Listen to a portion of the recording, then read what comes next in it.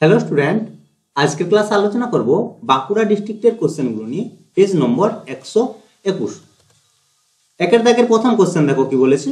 বলেছে যে বার্ষিক সরস্বতী হার 4% থেকে 4.12% হওয়ায় কোনো ব্যক্তির আয় 100 টাকা বাড়লো, ওই ব্যক্তির মূলধন কত হবে? তাহলে প্রথমে আমাদের ধরে নিতে হবে মূলধন সমান। তাহলে মূলধন সমান ধরে নিলাম পি টাকা। এই পি এর মান আমরা বের করব। দেখো প্রথম বলেছে 4% ছিল, তারপর হয়েছে কত 4.5%।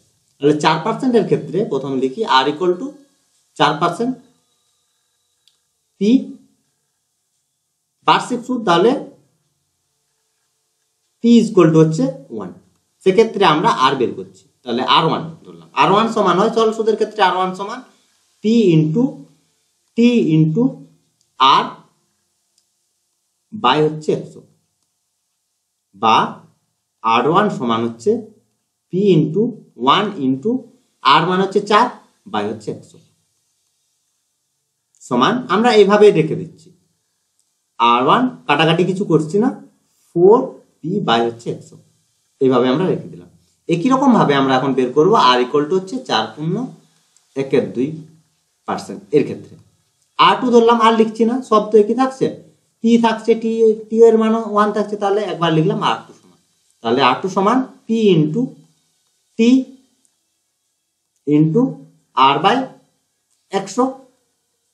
এখানে পি ইন্টু সময়, টি হচ্ছে 1 ইন্টু আর। দেখো আর এর মান এখানে 4.5%, একবারে আমরা লিখে দিচ্ছি 4 2 8 একে 9, তাহলে 9 বাই 2 হয়েছে। আর নিচে থাকছে কত 100 সমান 9 পি বাই নিচে থাকছে তাহলে কত 200 হয়েছে। তাহলে প্রথম ক্ষেত্রে সে পাচ্ছিল R1, দ্বিতীয় ক্ষেত্রে সে পাচ্ছিল R2। তাহলে নিশ্চয়ই যেহেতু সুদের হার বেশি, তাহলে সে বেশি টাকা পাচ্ছিল আগের বছরের থেকে। কত টাকা বেশি? সেটা হচ্ছে 100 টাকা। প্রশ্নানুসারে তাহলে কি হবে? প্রশ্নানুসারে R2 মাইনাস R1 সমান হচ্ছে 100, বা R2 সমান কত মান বসাচ্ছে এখন। R2 মান হচ্ছে 9p বাই 100 মাইনাস 100 নয় 200। দেখো 9p বাই 200, আর এখানে দেখো 4p বাই হচ্ছে 100 সমান হচ্ছে 100 টাকা। তাহলে বা লসাগু কত হচ্ছে 200, 9p মাইনাস তাহলে 8p সমান হচ্ছে 100। বিয়োগ করলে আমরা কত পাচ্ছি? p।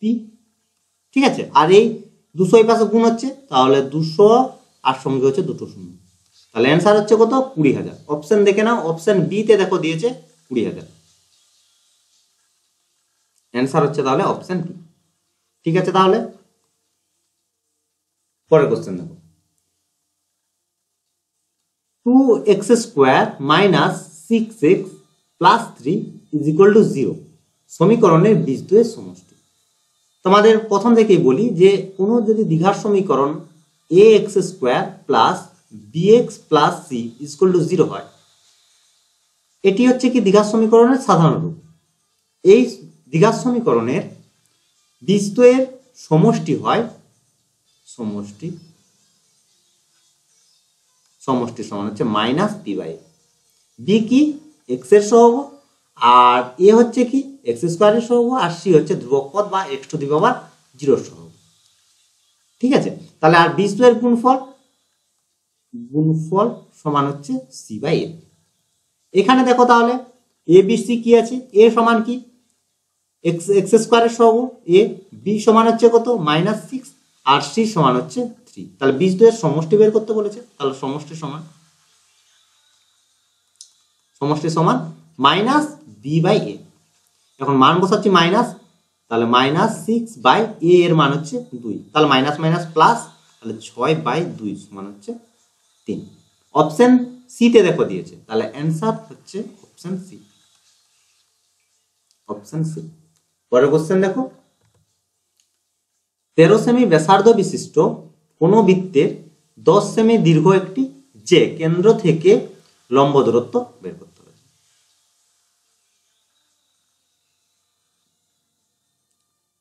যে এর দৈর্ঘ্য বলেছে এখানে 10 সেমি, এবি ধরলাম যে, বৃত্তের কেন্দ্র ধরলাম ও, ব্যাসার্ধ সমান দিয়েছে, দেখো কি কি দেওয়া আছে,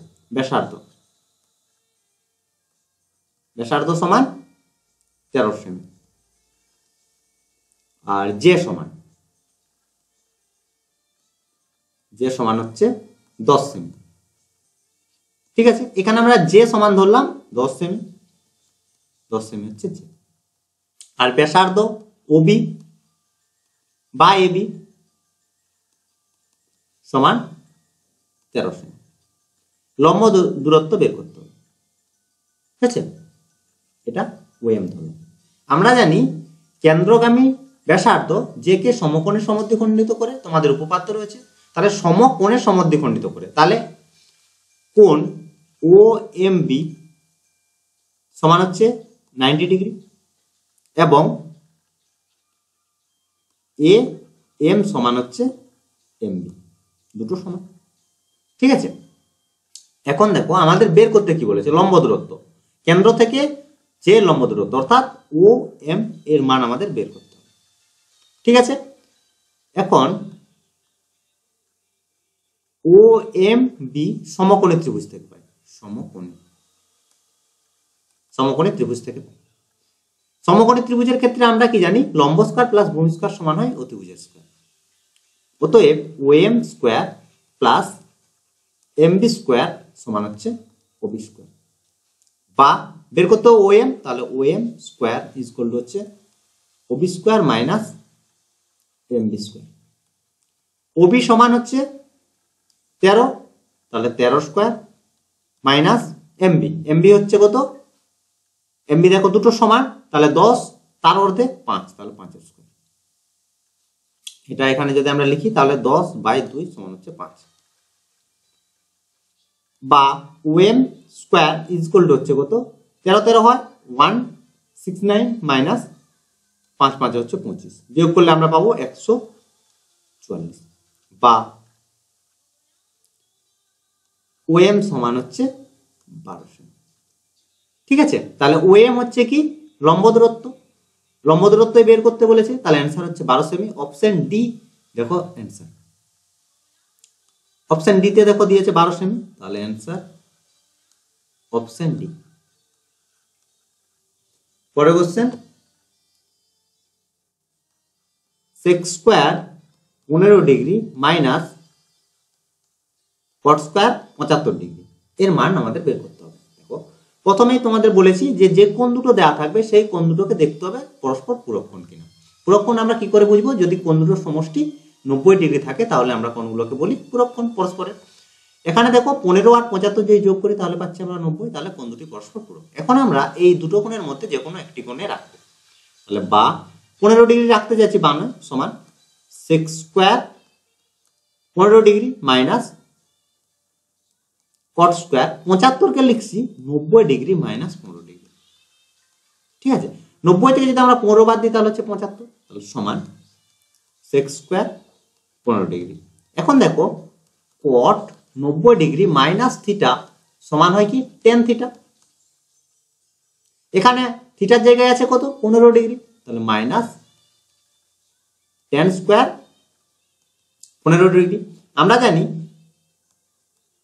sec square theta minus tan square theta is equal two 1, sec square theta minus tan square theta equal to 1, তাহলে এখানে থিটার জায়গায় কত আছে 15, তাহলে এটার মান হচ্ছে কত, অপশন দেখে নাও, অপশন সি তে দেখো দিয়েছে, তাহলে অ্যানসার হচ্ছে অপশন সি। পরের কোশ্চেন দেখো, একটি লম্ববৃত্তাকার শঙ্কুর ব্যাসার্ধের দৈর্ঘ্য, এখানে ব্যাসার্ধের দৈর্ঘ্য হচ্ছে r/2 এবং উচ্চতা 12 একক হলে সমগ্রতলের ক্ষেত্রফল হবে। ঠিক আছে, তাহলে আমাদের সমগ্রতলের ক্ষেত্রফল বের করতে হবে, ব্যাসার্ধ দেওয়া আছে, উচ্চতাও দেওয়া আছে, তির্যক উচ্চতা দেওয়া আছে। তাহলে আগে প্রথমে লিখে নিই যেগুলো দেওয়া আছে, তাহলে ব্যাসার্ধ সমান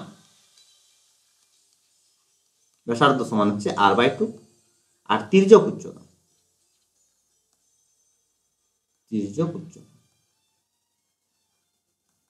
সমান হচ্ছে 12। ঠিক আছে, আমরা জানি সমগ্রতলের ক্ষেত্রফল কি, তাহলে সমগ্র তলের ক্ষেত্রফল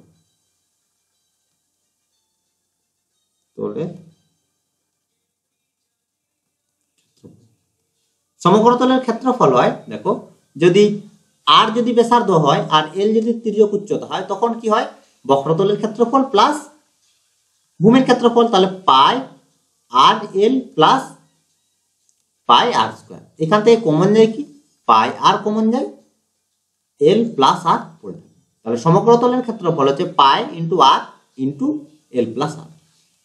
তাহলে আমরা এখানে লিখি পাই ইন্টু ব্যাসার্ধ, ব্যাসার্ধ ইন্টু হচ্ছে তির্যক উচ্চতা, তির্যক উচ্চতা প্লাস ব্যাসার্ধ। বোঝা গেছে আশা করি, ঠিক আছে। তার কারণ আমরা আর দিয়ে লিখতে পারতাম, এখানে দেখো ব্যাসার্ধ বলেছে r/2 আর তির্যক উচ্চতা বলেছে 12, এর জন্য আমি লিখে দিলাম। তাহলে এখন আমরা মানগুলো বসাচ্ছি, পাই ইন্টু ব্যাসার্ধ সমান হচ্ছে r/2, তির্যক উচ্চতা এখানে দিয়েছে দেখো 12 প্লাস ব্যাসার্ধ হচ্ছে r/2। আশা করি বুঝতে কোনো সমস্যা হচ্ছে না। তারপর দেখো পাই কিন্তু এই হাফটা ভেতরে গুণ করা আছে, তাহলে বাইরে থাকছে কত আর, ভেতরে তাহলে যদি ঢুকে তাহলে কত হচ্ছে, হাফ দিয়ে গুণ হলে কাটাকাটি হচ্ছে, তাহলে এল পড়ে থাকছে প্লাস r/4। ঠিক আছে, তাহলে এখন অপশন তোমরা দেখে নাও, পাই আর into L plus r/4, option B তে দেখো দিয়েছে, অপশন বি তাহলে হচ্ছে অ্যান্সার। পরের কোশ্চেন দেখো, এই তথ্যের বলেছে 9, 12, 15, 18 আর 21 তথ্যের সংখ্যাগুলো মান। দেখো এখানে কোনো সংখ্যা রিপিট হয়নি, প্রতিটি সংখ্যা একবার করে রয়েছে, তাহলে এক্ষেত্রে নির্দিষ্ট কোনো সংখ্যাগুলো মান নেই। এখানে চেয়েছে কি সংখ্যাগুলো মান কটি, একটি, দুটি, তিনটি, না কোনোটিই নয়, তাহলে এটার অ্যান্সার হবে অপশন ডি, কোনোটিই নয়। বোঝা গেল। পরের কোশ্চেন দেখো,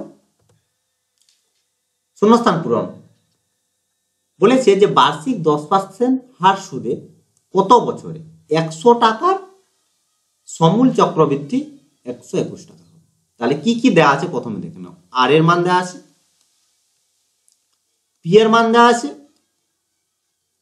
আর এর মান দেওয়া আছে, সুদ প্লাস আসল 121 টাকা। বের করতে হবে এন এর মান। ঠিক আছে, তাহলে চক্রবৃদ্ধি সুদের ক্ষেত্রে আমরা কি জানি, a is equal to P into 1 plus R by 100 whole to the power n। এখানে এই মানগুলো বসাবো, দিয়ে আমরা n এর মান বের করবো। তাহলে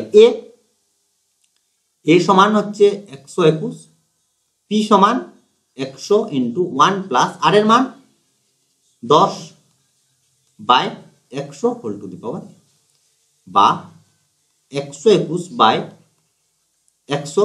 এখানে দেখো আমরা 10 10 100 কাটলাম, পড়ে থাকছে 1 plus 1 by 10 whole to the power n। এটাকে একবারে যদি আমরা গুণ করে লিখে দিই তাহলে 10 11, তাহলে 11 by 10 whole to the power n, বা 121 হচ্ছে 11 স্কোয়ার আর 100 হচ্ছে 10 স্কোয়ার। তাহলে এটাকে এভাবে লিখছি 11 বাই 10 এর হোল স্কোয়ার সমান 11 by 10 whole to the power n। সূচকের নিয়ম থেকে a to the power 2 is equal to a to the power n যদি হয় তাহলে n ইজ ইকুয়াল টু হয় 2। একই রকম ভাবে এখান থেকে আমরা পাচ্ছি n ইকুয়াল টু 2। n কি ধরেছি, সময়, সময় বের করতে বলেছে, তাহলে অ্যান্সার হচ্ছে 2 বছর। পরের কোশ্চেন দেখে নাও। পরের কোশ্চেন, রাশিগুলির চতুর্থ সমানুপাত কি কি দেওয়া আছে, তাহলে এখানে 1/3, 1/4 আর 1/5। তাহলে চতুর্থ সমানুপাতটি আমরা ধরে নিলাম x। অতএব 1/3 ইজ টু 1/4 সমান 1/5 ইজ টু x, বা 1/3 বাই 1/4 সমান 1/5 বাই x। তাহলে বা এটা দেখো 1/3 ইন্টু 4/1 সমান 1/5, নিচে থাকছে কত x। তাহলে বা উপরে তাহলে থাকছে 4/3 সমান হচ্ছে 1/5। বা x সমান কত 5x, আরেকটা লাইন লিখি 5x সমান হচ্ছে 3/4 বা x ইকুয়াল টু হচ্ছে 3/4 ইন্টু 5 সমান হচ্ছে 3/20। বোঝা গেল 3/20 হচ্ছে অ্যান্সার। তাহলে চতুর্থ সমানুপাতি আমরা ধরেছিলাম x, তাহলে চতুর্থ সমানুপাতি বের হলো 3/20 অ্যান্সার। পরের কোশ্চেন দেখো, বৃত্তের পরিলিখিত সামান্তরিক মাত্রায় এটা অ্যান্সার হবে রম্বস। পরের কোশ্চেন, এখানে দেখো দিয়েছে সাইন থিটা মাইনাস 30 ডিগ্রি সমান হাফ হলে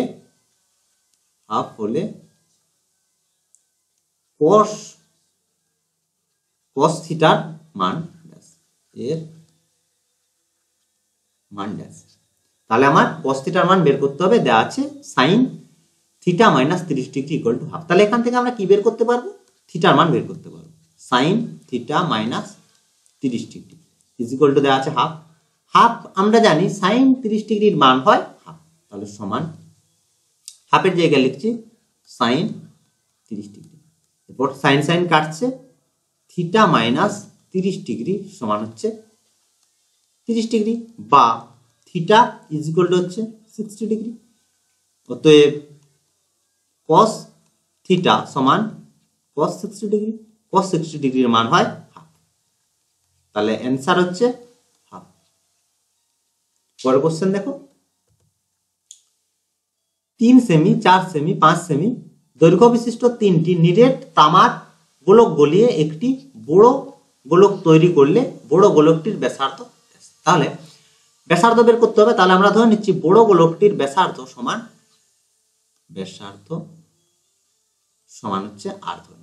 ঠিক আছে, এবার দেখো তোমাদের বলেছিলাম যে কোনো জিনিস একটি জিনিস থেকে অন্য একটি জিনিস তৈরি করা হয় তাহলে দুটো জিনিসের মধ্যে সবসময় আয়তন সমান থাকবে, আয়তন সমান। তাহলে এখানে 3টি থেকে একটি বড় গোলক তৈরি করা হচ্ছে, তাহলে 3টি গোলক থেকে, তাহলে 3টি গোলকের আয়তন যা বড় গোলকের আয়তন তা। বোঝা গেল? তাহলে 3 সেমি ব্যাসার্ধ বিশিষ্ট গোলকের আয়তন কত হবে? গোলকের আয়তন আমরা জানি 4/3 পাই আর কিউব, আর এর জায়গায় এখানে 3, 3 কিউব। ঠিক আছে, 4 সেমির ক্ষেত্রে 4/3 পাই ইন্টু 4 কিউব, আর 5 সেমির ক্ষেত্রে 4/3 পাই ইন্টু 5 কিউব। বোঝা গেল? তাহলে 3টির মোট আয়তন যোগ করতে হবে, যোগ করে বড়টির আয়তনের সঙ্গে সমান। তাহলে বড়টির ব্যাসার্ধ আমরা ধরেছি কত 8, তাহলে তার আয়তন কত হচ্ছে v ইকুয়াল টু হচ্ছে 4/3 পাই আর কিউ। বোঝা গেল? তাহলে এই 4/3 পাই আর কিউ সমান এই 3টি গোলকের মোট আয়তন, 4/3 পাই 3 এর কিউব প্লাস 4/3 পাই 4 এর কিউব প্লাস 4/3 পাই 5 এর কিউব।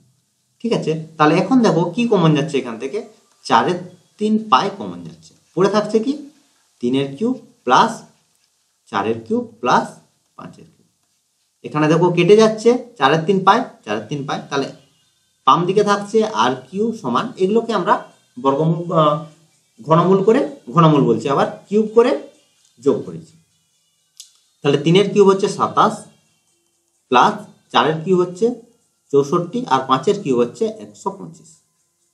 এবার যোগ যদি করি তাহলে আমরা কত পাচ্ছি 9 আর 6 হচ্ছে 16, 6 হাতে 1 2 একে 3 3 2 5 1, আর এখান থেকে আমরা পাচ্ছি কত 2 216 হচ্ছে 6 এর কিউব। ঠিক আছে, বা আর ইকুয়াল টু হচ্ছে 6। তাহলে বড় গোলকটির আমরা ব্যাসার্ধ ধরেছিলাম 6 আর ব্যাসার্ধ দৈর্ঘ্য বেরিয়েছে 6, তাহলে বড় গোলকটির ব্যাসার্ধ হচ্ছে 6 সেমি। পরের কোশ্চেন দেখো, যৌগিক গড় মধ্যমা সংখ্যাগুলোর মান হলো ড্যাশ প্রবণতার মাপক, এটা হচ্ছে কেন্দ্রীয় প্রবণতার মাপক, কেন্দ্রীয় প্রবণতার মাপক। এরপর হচ্ছে 3 দাগের কোশ্চেন, সত্য মিথ্যা। প্রথম কোশ্চেনে বলেছে দেখো ব্যবসায় মূলধন একই থাকলে যত সময় বাড়বে লভ্যাংশের পরিমাণ তত বাড়বে, এটা হবে সত্য। দেখো কিভাবে, আমরা জানি যে ব্যবসায় যে পরিমাণ, ধরো যদি পি পরিমাণ টাকা নিয়োজিত করে আর টি সময়ের জন্য নিয়োজিত করে, তাহলে তার মোট মূলধনের পরিমাণ হয়ে যায় পি ইন্টু টি। আর এই মূলধনের অনুপাত হয় লাভের অনুপাতের সঙ্গে সমান, লাভের সঙ্গে সমান হয়। তাহলে এখন দেখো পি বলেছে স্থির, পি স্থির, কিন্তু টি এর মান যদি ধরো সাপোজ পি এর মান ধরলাম আমরা 100 টাকা, ঠিক আছে, সময় হচ্ছে 3 মাস। এরপর তাহলে তার মোট মূলধনের পরিমাণ কত হচ্ছে 300। এখন যদি বলছে পি এর মানটা স্থির থাকে 100 থাকছে, এখন এই টি এর মান পরিবর্তন হচ্ছে, বাড়ছে, তাহলে তাহলে হচ্ছে কত 600 হচ্ছে, বোঝা গেল। তাহলে এর উপর নির্ভর করছে লাভটা, তাহলে মূলধন যত বাড়বে লাভের পরিমাণ তত বাড়বে। যে এখন পি যদি স্থিরও থাকে, যে পরিমাণ টাকা নিয়োজিত করে সময় যদি বাড়তে থাকে তবুও তার মূলধনটা বাড়ছে, অতএব যেহেতু মূলধন বাড়ছে তাহলে লাভও বাড়ছে। অতএব মূলধন যদি স্থিরও থাকে তাহলে সময় যদি বাড়ে লাভের পরিমাণ বাড়বে, তাহলে এটার অ্যান্সার সত্য। পরের কোশ্চেন দেখো, দুটি বিষম জাতীয় রাশির অনুপাত করা হয়, মানে কি? বিষম জাতীয় বলতে কি, ধরো কোনোটা রাশির একক রয়েছে সেমি, ঠিক আছে, আর কোনোটার আছে কেজি, তাহলে এক্ষেত্রে কি অনুপাত করা সম্ভব? অনুপাত করা সম্ভব না। সবসময় আমরা সমজাতীয় রাশির ক্ষেত্রে অনুপাত করি, সেমি থাকলে সেমি, কেজি থাকলে কেজি, বয়স থাকলে বয়স, বুঝা গেল। তাহলে এখানে বলেছে দুটি বিষম জাতীয় রাশির অনুপাত করা যায়, এটা হবে তাহলে কি? মিথ্যা। সব সময় সমজাতীয় রাশির অনুপাত করা হয়। পরের কোশ্চেন, তিনটি অসমরেখ বিন্দু দিয়ে কেবল একটি বৃত্ত অঙ্কন করা সম্ভব, এটা হবে সত্য। ঠিক আছে, তিনটি অসমরেখ বিন্দু দিয়ে একটি বৃত্ত অঙ্কন করা সম্ভব। পরের কোশ্চেন দেখো, sign three theta equal two হচ্ছে 3 সাইন থিটা, এটা হবে কি? মিথ্যা। ঠিক আছে, পরের কোশ্চেন দেখো, গোলকের তলের সংখ্যা একটি এবং সেটি বক্রতল, এটাই হবে সত্য।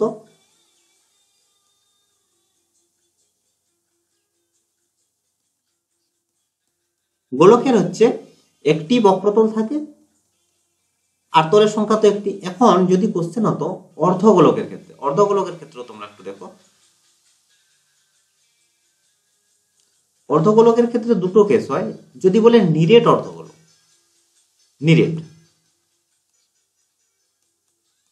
নিরেটের ক্ষেত্রে তল সংখ্যা হচ্ছে দুটি, একটি হচ্ছে সমতল, উপরেরটা হচ্ছে সমতল,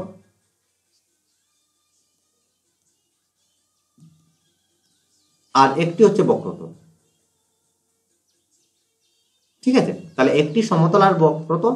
আর যদি ফাঁপা হয়, ফাঁপার ক্ষেত্রে একটি তল থাকে, একটি তল, সেটি হচ্ছে কি? বক্রতল। বোঝা গেল? পরের কোশ্চেন, তথ্যের মধ্যমা বলেছে 18। তাহলে মধ্যমা বের করার জন্য প্রথমে আমাদের কি করতে হয়? মানের ঊর্ধ্বক্রমে সাজাতে হয়। তাহলে সবচেয়ে ছোট আছে 3, তারপর রয়েছে কত? 5, তারপর 14, তারপর 18, তারপর 20। মানের ঊর্ধ্বক্রমে সাজানো হলো। এরপর দেখতে হয় n বলতে মোট কতগুলো পদ রয়েছে বা সংখ্যা রয়েছে। তাহলে 1 2 3 4 5, n = 5। তাহলে 5 হচ্ছে অযুগ্ম সংখ্যা। অযুগ্ম সংখ্যার ক্ষেত্রে মধ্যমা সমান হয় কি? n + 1/2 তম পদ। n এর মান হচ্ছে কত? 5, তাহলে 5 + 1 মানে 6/2 তম পদ সমান হচ্ছে 3 তম পদ। 3 তম পদ এখানে দেখো রয়েছে কত? 14, তাহলে মধ্যমা হচ্ছে 14। কিন্তু এখানে মধ্যমা কত বলেছে? 18, তাহলে এটা হচ্ছে কি? মিথ্যা। আশা করি আজকের ক্লাসের অঙ্কগুলো তোমরা বুঝতে পেরেছো।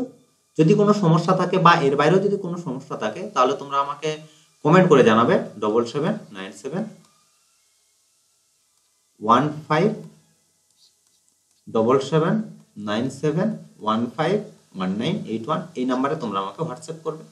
তো আজ এই পর্যন্ত, তোমরা সবাই ভালো থেকো, বাই বাই।